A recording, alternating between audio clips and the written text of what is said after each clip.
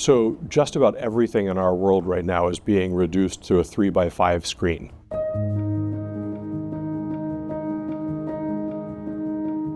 We go into an art museum and we're confronted these extraordinary works of art. And we are building a society where we really don't see them until we put our phone up.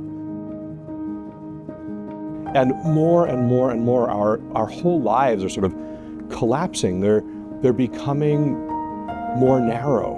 And instead of sort of seeing the world as it is in all of its amazing diversity and all of its largesse even, we're reducing it.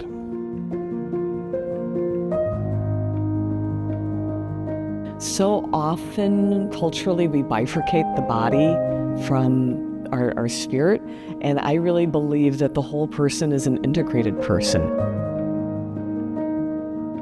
I have a tendency to click immediately into the cognitive part of myself, which has served me in a number of ways, and can leave life feeling a little bit flat. That disconnection has been a struggle for a lot of my life. I still have this kind of self-consciousness, and that's kind of an interesting thing to kind of see and sort of work through. My body is still a dancer's body, but it's a very different body to what I had 20 years ago. I was very used to see my professional side as a dancer, knowing that I have a really intimate connection with my body.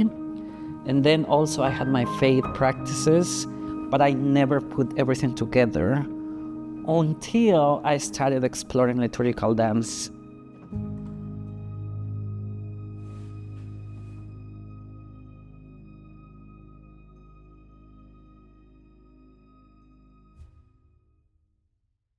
The precision of this first step is crucial.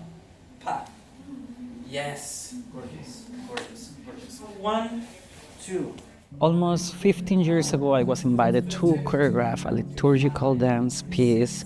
At that point, I was a professional ballet dancer. I was dancing with professional dance companies, so I thought the challenge was really interesting. It was really new to me to think about dance in a liturgical context. And I really didn't know how the congregation was going to react to that, but everyone really embraced this connection to liturgy through art.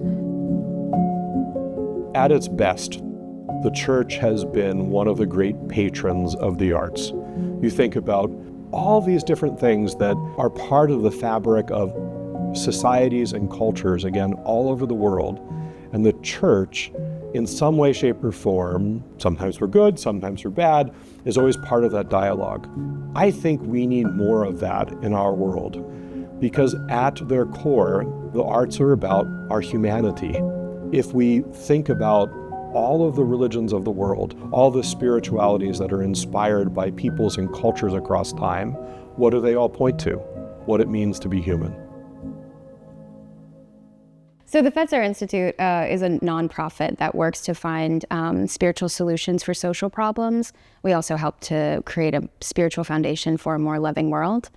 And so in 2013, one of the ways that we tried to embody that was to take actually a pretty unusual but deliberate step by stopping work as a full staff for 3 full hours on a Tuesday to engage in our own spiritual exploration.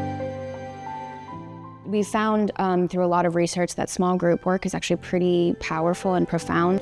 So this dance group got together and really started to think about different ways that we wanted to explore liturgical dance in particular. The 4 of us, we are retired dancers, so our relationship with our body is very different. And now we just try to do it all, to find this mind, body, and spirit connection. Dance in particular, of all the art forms, it's the art form that invites perhaps us to see one another most clearly. And here's the thing about seeing one another. We see in each individual human being some piece of the divine. So if we're trying to see one another more deeply, then there's nothing like dance to invite that. So today, in a modern society that is so quick to reduce our sight lines, we need extraordinary, powerful work that causes us to stop and pause and think and reflect.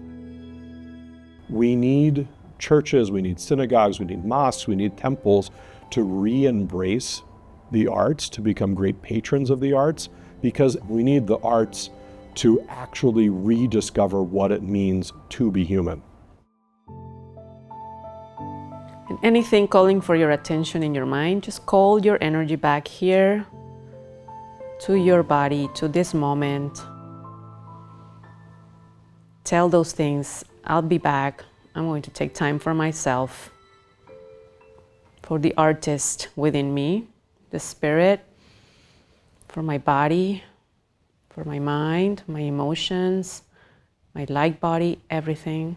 It's my moment.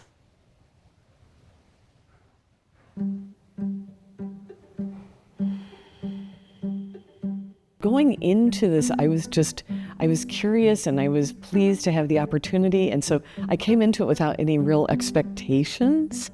And what has unfolded is this deeper understanding of how we cannot be our fullest selves if we are not in community. And there's something about moving together and breathing the same oxygen in the same moment that is really transcendent and has really exceeded anything I could have hoped for. The relationship with my body has changed. I see myself as a sacred vessel now. This was an outcome that I was not expecting at the beginning. It has been a really nice surprise. There's so much more of a caring relationship that's happening, much more attunement to what my body is trying to communicate to me. And I think because we're really exploring these beautiful movements and it's rooted in liturgical dance and like in this sacred music, not only am I listening to my body and her voice, but there's something about spirit that gets in there too. It just kind of woke up something in me, like a possibility that I thought was sort of long lost. So this was just an amazing gift. Anytime there's an opportunity to help people see that their bodies aren't just this thing that totes their brain around, their body is sacred. And then if you see the sacredness in yourself, you're more likely to see the sacredness in someone else. We need more of these experiences that cannot be captured on our phones. We need to experience the beauty, the arts, the gift of humanity that is all around us in order to get more connected to our humanity and perhaps even better connected to all of our humanities. That's how we build a world that is filled with a lot more understanding, a lot more generosity, a lot more love. We are sacred elements of the divine. And if we start treating each other as such, everything is going to change.